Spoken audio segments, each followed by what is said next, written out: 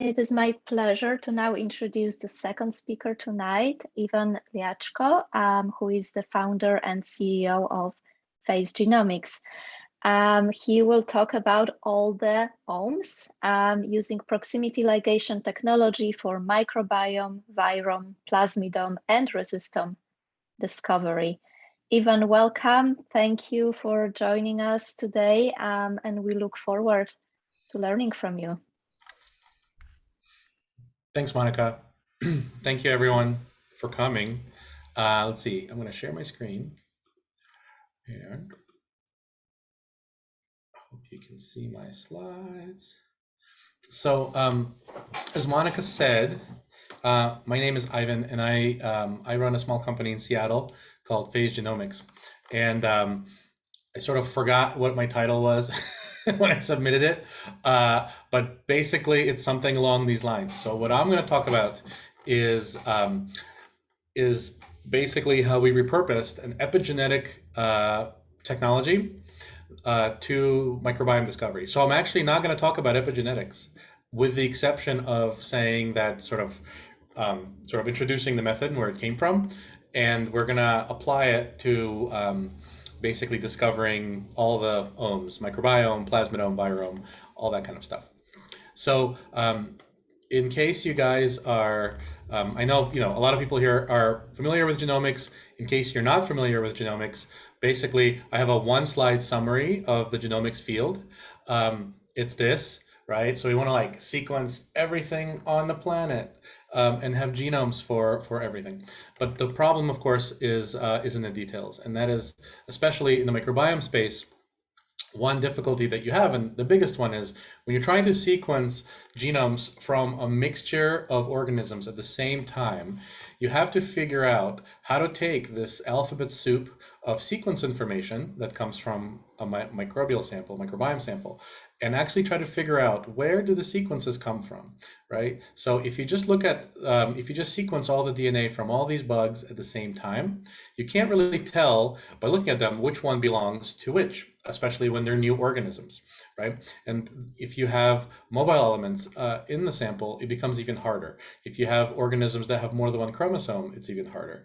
And so, for instance, if you have two chromosomes that belong inside of this organism, even if you assemble them completely, right, there's no way to know that like this chromosome and this chromosome belong inside the same organism, right? If you have a plasmid that's, let's say, maybe carrying antibiotic resistance, or if you have a phage that's infecting one of these bugs, you don't know necessarily from the shotgun data, from your NGS data, where that phage came from, right? So even if you assembled the entire phage and entire plasmid into one long contig, you still don't know whether it came from the green cell or the blue cell or both, right? And so it creates this sort of, you've heard this term, this like dark matter of the microbiome. A lot of scientists don't like that term, but it communicates the point that, when we look at microbiome data, we are saying, okay, well, we have this many of this bug, this many of that bug, but we forget that in many samples, tons of data has to be thrown out because it maps to unknown organisms. And so what we really want to do here is to basically say, okay, well, what if we actually started assembling genomes for like everything in these microbiome samples? What if we can, look at plasmids, viruses, and where they're coming from all at once? And so it'd be really nice if we could do this without relying on the direct metrics. Like normal binning takes advantage of tetranucleotide frequencies and co-abundance, trying to figure out which sequences belong together based on these sorts of patterns that they share. It would be nice if we could reconstruct novel genomes from, not just for easy bacteria, but what about eukaryotes? What about phages? Things that are very difficult by normal metagenome methods to assemble. Of course, we'd love to be able to connect mobile elements with their hosts, figure out where the plasmids are coming from, where all the phages are coming from and their host range. It'd be nice if we could do this without culturing or cell sorting, right? That's one of the big problems, is a lot of these organisms you can't culture, or they're super difficult to culture. And you didn't need a special machine to buy, and you didn't need to like be super careful with your samples, like if you're trying to extract high molecular weight DNA for PacBio or Nanopore or something like that. And so in order to overcome these challenges, what we've essentially done is we've basically taken an epigenetic technology and we have sort of turned it on its side and applied it to a microbiome assembly. And in order to kind of give you guys sort of how it works, I'm going to back up a little bit. The technology we're talking about was originally designed to look at the structure of chromosomes, the three-dimensional structure. When you Google chromosomes, you see something like this, but actually your chromosomes look like this. They look like a big hairball inside of the nucleus, right? And of course, because that three-dimensional structure has lots of biology in there, right? Enhancers, touching promoters, telomeres, bouqueting, all this kind of stuff. There's been it's sort of a hot area of research. There's a lot of methods that were developed to make these three-dimensional structure and to study 3D topography of the genome. And these methods are generally called proximity ligation methods or chromosome conformation capture methods, etc. The most common of these is called Hi-C.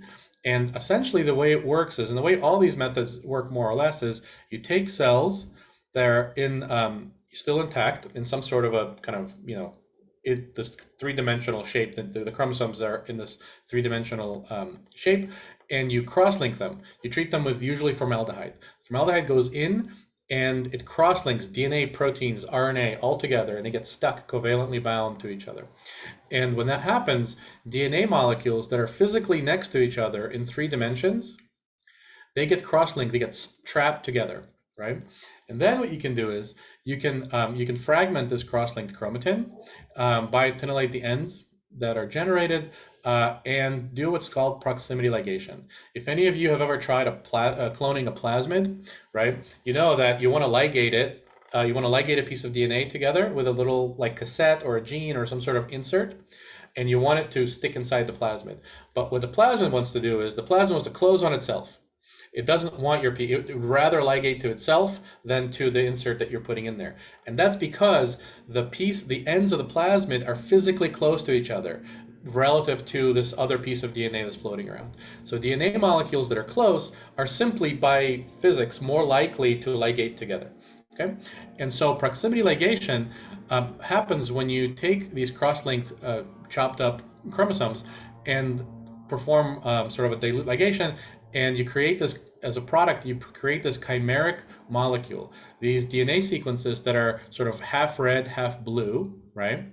And then you can fish out these chimeric sequences and sequence them typically with Illumina sort of paired end reads.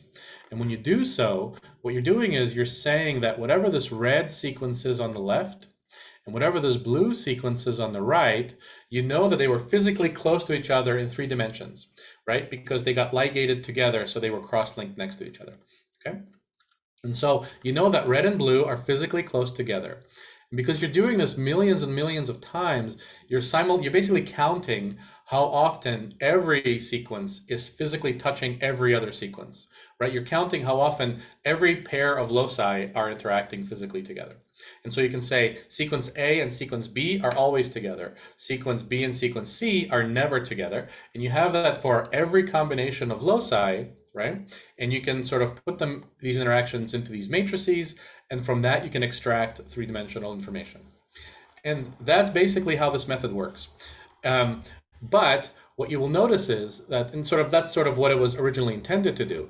And when you look at these matrices, they always had this key feature that if you look at these pairwise combinations of coordinates, right? So the x-axis and the y-axis in this figure are the same. What you're essentially looking at is how much touching is there between every combination of coordinates. So like in the middle, you have self-self interactions. 1 interacts with 1, 2 interacts with 2, 3 interacts with 3, right? So these are sequences that are really, really close together. And then the further away you go from the diagonal, you basically are getting further away on the chromosome, right? So if you had a big red blob in this top left corner, that means that coordinate 1, the leftmost coordinate, and the coordinate 9, the rightmost coordinate, were really close together. They were bunching together, right? That happens when, let's say, telomeres bouquet. So if you have 2 opposite ends of the chromosome and they're hanging out together, you would get a red blob in this top left corner. But the key thing to notice is that there is this super dark red line in the middle. And that's a feature of every Hi-C data set ever known, ever sort of made. And the reason is that it's proximity. Turns out that the closer two sequences get together on the chromosome, the more they're going to touch in 3 dimensions. Again, this is not even really biology, this is more physics. It's just the fact, it's just polymer dynamics. If you imagine you have a big spaghetti noodle, it's floating around. If you're close, if 2 points are close on that noodle, they're more likely to occupy the same space. If you're in opposite ends of that spaghetti noodle, you're less likely to occupy the same space. And so you have this power law relationship. As 2 sequences get away from each other on the chromosome, their physical interaction drops exponentially. Okay, and that's why you get these strong diagonals. And for 3D mapping, 3D modeling of genomes, this is not useful information. It's just telling you stuff is closer or further on the chromosome, right? What you really want is stuff out here. But this is so strong that it's originally was sort of seen as a contaminant. But it actually gives you super useful information because it tells you how far away every sequence is from each other on the chromosome. And so what we basically what you can do, and what my talk is going to be about, is 2 things.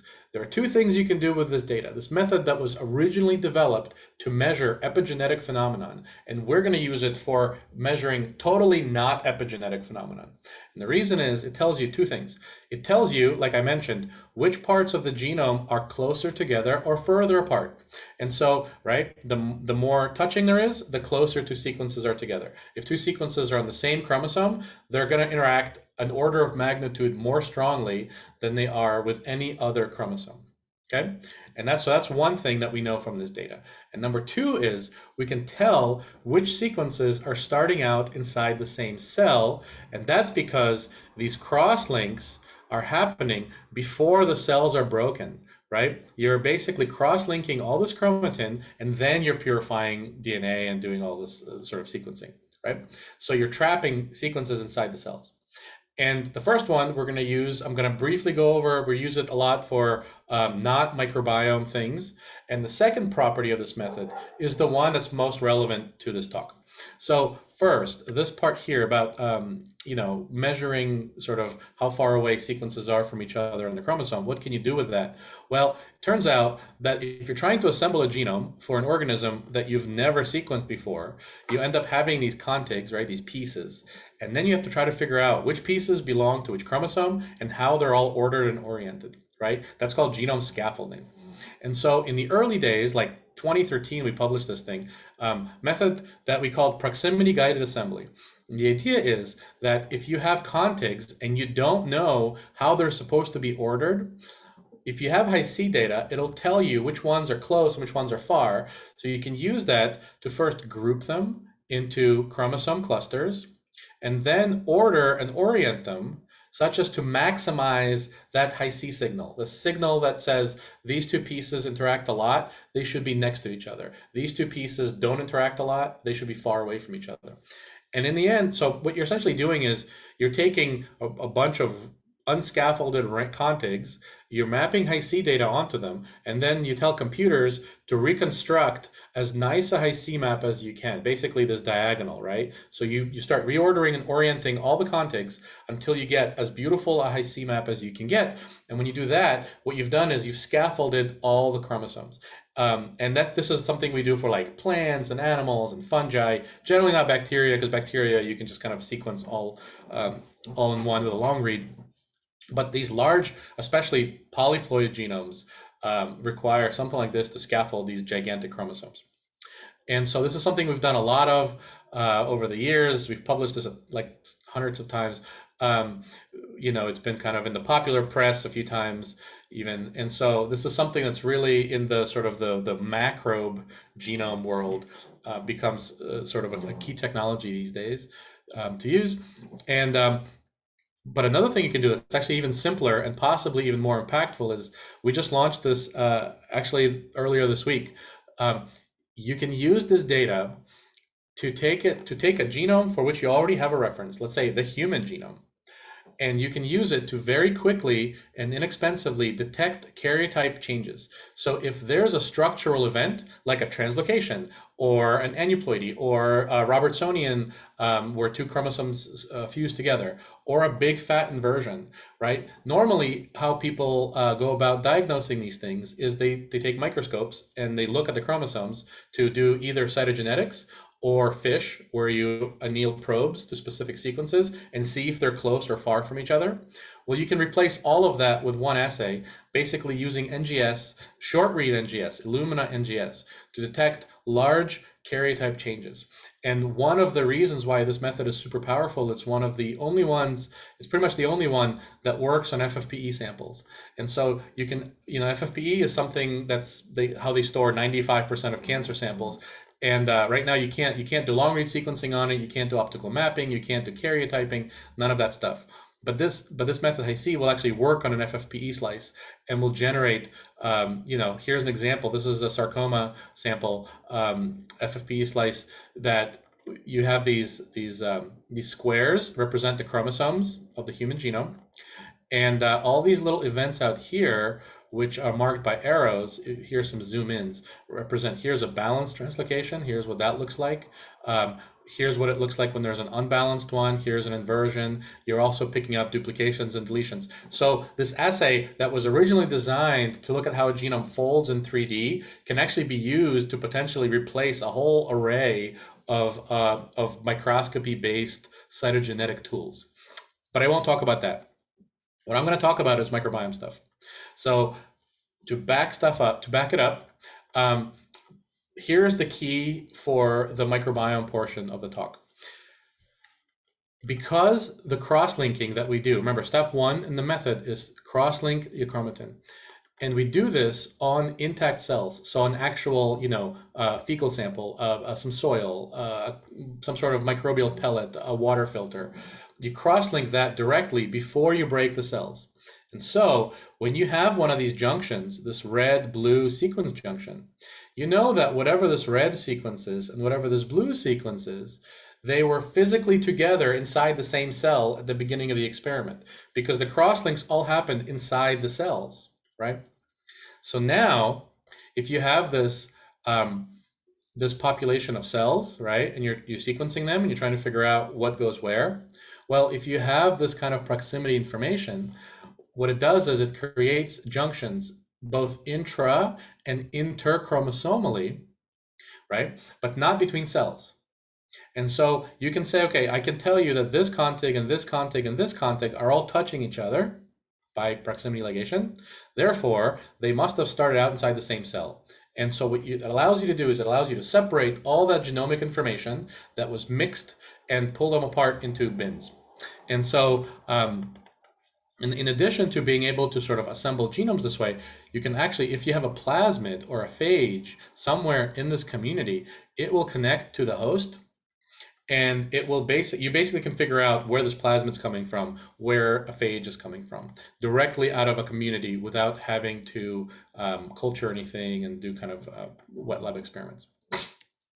We did this originally. This was our first proof of concept we did. We took 12 yeasts. So I like to show this experiment because this is what happens. So you mix 12 yeasts. They're all eukaryotes. They all have multiple chromosomes, right? Eukaryotes are super hard to deconvolve out of mixed communities because there are, again, many chromosomes, there's plasmids in there, etc. And so we shotgun sequence it and do Hi-C, and what you're seeing is in this figure is every dot, every node represents a contig, and the edges between them, the lines that connect them, represent Hi-C signal. So if you didn't have Hi-C signal, what you would have is a gray field of dots, right, that basically would be disconnected, and you have to figure out some way to bin them. But Hi-C signal, as you can see, it grabs them and it pulls them apart into these nice tight clusters. And you say, well, what are these clusters? The clusters turn out to be the genomes that we put in. And we can tell even in the early days, this was a super accurate way of assembling genomes, even for complex organisms that you could never handle by traditional binning. But you can actually go further, right? So let's say you have, because you now have all this information, you now have, for this pink or purple organism, right, you have now Hi-C data. So you have Hi-C data for all of these organisms at the same time, you can say these purple contigs all belong to the same species, but I have Hi-C data for that species. So I can actually go further, and in addition to deconvolving it, I can reconstruct that diagonal. I can actually scaffold the chromosomes. So I can not just separate the genomes apart, I can actually scaffold the eukaryotic genomes or prokaryotic or whatever you have. And then furthermore, this is like a bit of an epigenetic taste. You can do this thing where you can actually model, you can even make 3D models out of all these genomes right out of metagenomic communities. So, and one thing you say, well, why would I do this? It seems like a very esoteric kind of piece of information, and you're right. But one thing that's pretty cool about this, so if you look at this heat map, this is for a yeast. There's a dot in the middle of every one of these chromosomes, and you can see these dark spots. They're arranged in sort of a matrix. Well, what are these dots? Why is there's one dark spot in every chromosome? And what it's saying is there's one special locus in every chromosome that strongly touches one special locus in every other chromosome. And what are these things? Well, it turns out that they're centromeres. So in fungi, all the centromeres bundle together at the spindle pole body, and that's what generates these dots. And it turns out that we just kind of like by accident stumbled on this. You can use Hi-C to map centromeres de novo for fungi. You just have to basically, if you find the midpoints of all these dots, you can essentially map centromeres within hundreds of base pairs resolution de novo without having to do any wet lab experiments. And the reason why that's useful is because if you're ever working with a fungus that you've never, like you're sequencing a metagenomic sample, there's a fungus in there that nobody's ever sequenced before. This tells you immediately how many chromosomes it has, right? Because if you say, I see 3 dots, that means there's 3 chromosomes because there's 1 centromere per chromosome. And so it allows you to figure out how many chromosomes these things have, map the centromeres at the same time. And so, but that's a little bit advanced topics. We commercialized this method. We called it proximity-guided metagenome assembly, or Proximeta. We have a whole platform for using it. Basically, one of the first things that we've shown, sort of with this method, is that we basically designed it such that it always outperforms traditional binning. And the reason why it does that is that we take basically as input both traditional binning kind of principles and inputs, and juice them with a Hi-C binning solution, and essentially sort of merge the two and sort of take the best of both worlds. That's how our current Proximeta algorithm works. And it essentially, it's able to reconstruct lots of MAGs, metagenome assembled genomes, from samples sort of better than even the kind of the dereplicated DOS tools type assemblies. So here what you're seeing is for this one particular species or sample, there's 63 genomes that are more than 95% complete and so forth. And so you're able to extract genomes out of metagenomic communities that you can't with traditional methods. That's what all these orange dots are. And it's something we've published a good number of times. Basically, it's a way of getting at MAGs and genomes that you can't get sort of using normal binning, sort of like that dark matter of the microbiome stuff. Okay, so this method outperforms normal binning. Here's an example. This is like our platform spits out these charts. This is an example of a human fecal sample. The way you read this figure is every sort of point on the x-axis here, that's one of the genomes that are in the sample. The blue dot represents completeness according to CheckM. So in this sample, there are about 200 genomes, 60 of them, so 80 of them are over 90% complete according to CheckM. But in addition to being able to generate lots of sort of samples, and this is one sample at a time, you're not dereplicating, you're not using databases to guide sort of what's what. When you map them afterwards, you can see, so one of the nice things about this method is it's able to reconstruct high quality genomes for brand new species nobody's ever seen before. So for example, here, everything that has a gray bar, these gray bars are metrics of novelty. And so every one of these points that has a gray bar is basically something that's not in RefSeq. And this method, right, it doesn't know what's new, what's not new. It's just using physical connectivity information to tell you which sequences belong inside the same cells, separates them out sort of in a sort of an orthogonal way to how it's normally done.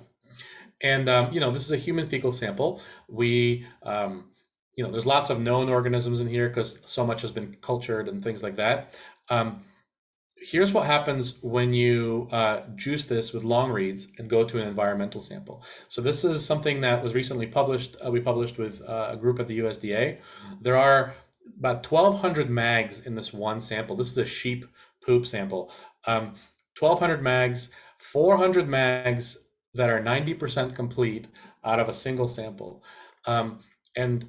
And beyond just kind of the raw numbers of these things, because right, there's also lots of strains that are getting separated within this data set. One of my favorite things is, remember the gray bars for these points are metrics of novelty. So everything that has a gray bar is new. What you see is, unlike the fecal human sample, in this case, almost everything is new, right? And that's something that we know from just working in the microbiome space. The moment you get away from sort of canonical human poop samples, you're in like dark matter land, right? Like everything is new. We don't know sort of anything that's out there. And that's why what I really like about this tech is the ability to really dig into that unknown and just pull out genomes by the buckets.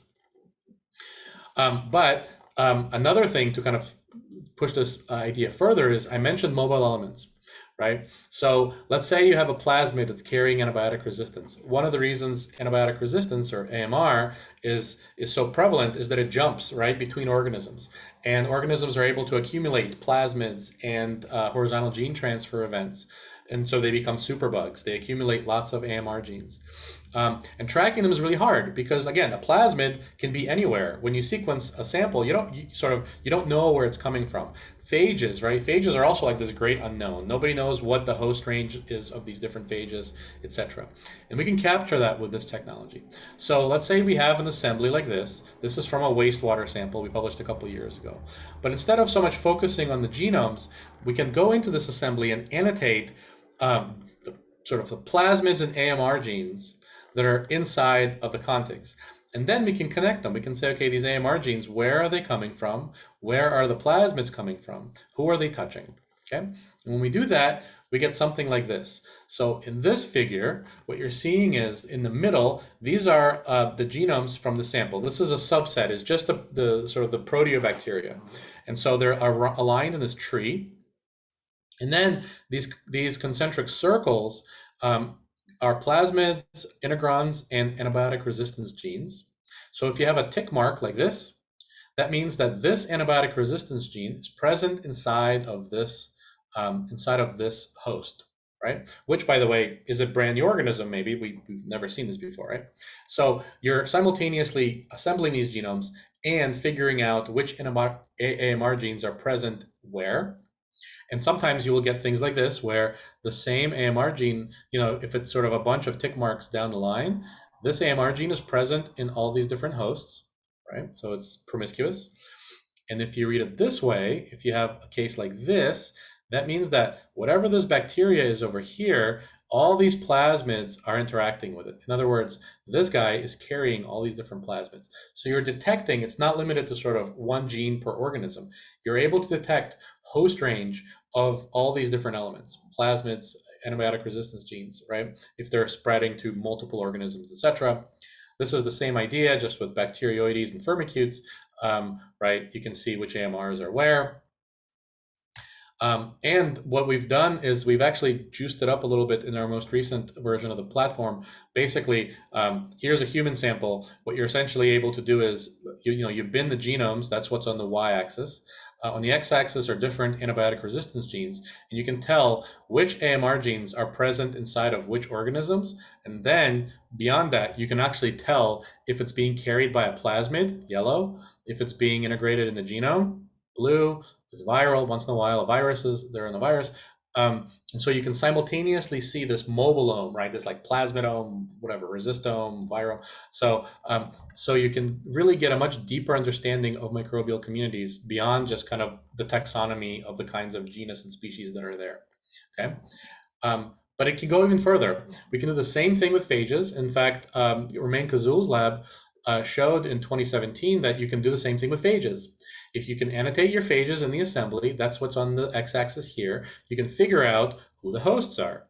right? And this is the same thing for that previous wastewater sample that I've shown you. So you can track phages directly in microbial communities and where they are, who they're infecting. And I'll skip this part. It just shows that it's consistent with, this is a paper recently came out, shows that it's consistent with sort of CRISPR annotation methods for figuring out sort of which viruses infect whom. And we actually pushed it a little bit further. So we sort of, we figured out that if you have a virus and it's infecting some bacteria inside of a microbiome community, and if you have two sequences, two contigs that belong to the same virus, they will be physically touching each other, right? So you have a phage inside of bacteria. Those two contigs, they will be interacting with each other physically like this, right? But they will also be touching the same host, right? So two contigs, part of the same phage, they're touching each other, but they're also touching the same host. And if you take those two pieces of information together, what it allows you to do is it allows you not just assign a known, like a phage, to a host, it allows you to actually bin phages. So you can simultaneously actually assemble little phage mini, like little genomes, and assign them to their hosts at the same time directly from a microbiome sample.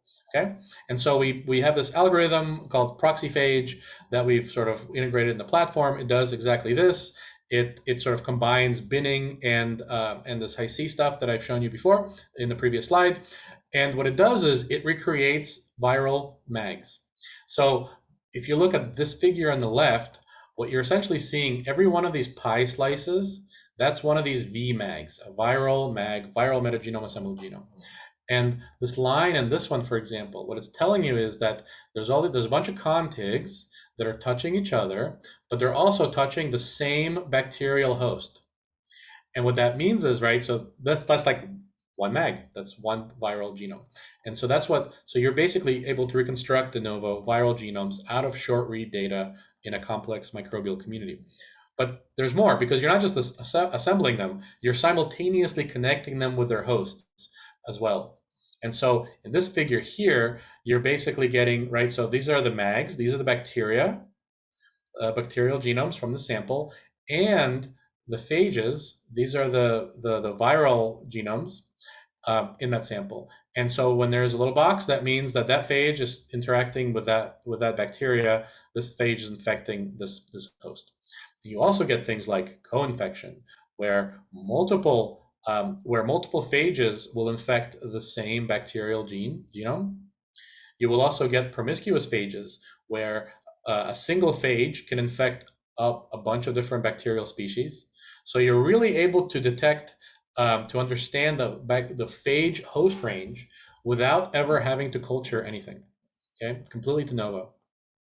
We've baked this off against long read assemblies and other metrics, and it's all in the paper. I have a link to the paper later if you're interested. It's a surprisingly accurate way of doing this. It works on all sorts of samples. This is just a few examples. Again, this is sheep, this is human, here's some cow rumen, here's some wastewater. One thing that I just want to point out, just like how many there are, right? Like you look at this wastewater figure, all these little boxes are viruses, right? You know, like 90% of them have never been sequenced before, right? So, and so you're able to get just tons and tons of phages and who their hosts are from a single sample without any culturing. And it's a very powerful way to really get into this, this dark matter of the microbiome question. And I'm going to show you one experiment. So my time's running out. So this is a time course of basically this is a day 0 here is the end of an antibiotic treatment and then release. And you take fecal samples every couple of days for about a month. And what you see with time after antibiotics go away, the flora starts, more bacteria start coming in to the sample, right? Your flora starts coming back. Simultaneously, the number of viruses is coming back. There's more viruses. Bacteria presumably are bringing them in.